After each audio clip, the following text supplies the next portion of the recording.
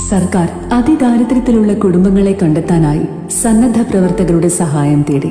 ഞാനടങ്ങുന്ന 14 ലക്ഷം പേർ ആ വിളി കേട്ടു.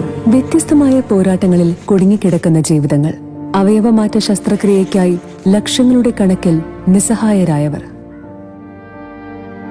കാൽ നഷ്ടപ്പെട്ട ഒരു കുടുംബത്തിന്റെ ഒരേ ഒരു ആശ്രയം, ഒറ്റയ്ക്കായി പോയ ഒരമ്മൂമ്മ. ഒരു പദ്ധതി ഇതെല്ലാം എങ്ങനെ പരിഹരിക്കാനാണ്? സംശയങ്ങൾ ഏറെയായിരുന്നു.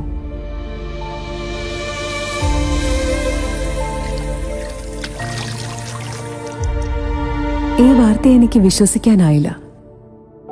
ഞാൻ പണ്ട് കണ്ട മുഖങ്ങളെ ഓർത്തു. ചേട്ടന്റെ സർജറി കഴിഞ്ഞിരുന്നു.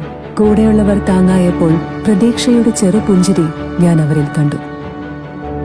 കാലിനൊപ്പം ജീവിതവും അറ്റുപോയെന്ന് കരുതിയ ചേട്ടനിപ്പോ ഉറച്ച ചുവടോടെ മുന്നോട്ട് നീങ്ങുന്നു. അമ്മൂമ്മ അവരെ മറക്കാൻ കൂട്ടാക്കാത്ത ഒരു സമൂഹത്തിന്റെ സംരക്ഷണത്തിലായിരുന്നു. ഞാൻ അറിഞ്ഞതിനും അപ്പുറം 60,000-ൽ പരം കുടുംബങ്ങളെ നാം ചേർത്ത് നിർത്തിയിരുന്നു. ഇതൊരു ഉറപ്പായിരുന്നു, തനിച്ചാക്കില്ലെന്ന് തീരുമാനിച്ച നമ്മുടെ നേതൃത്വത്തിന്റെ ഉറപ്പ്, നമ്മുടെ സമൂഹം ഏറ്റെടുത്ത് നിറവേറ്റിയ ഒരു ഉറപ്പ്.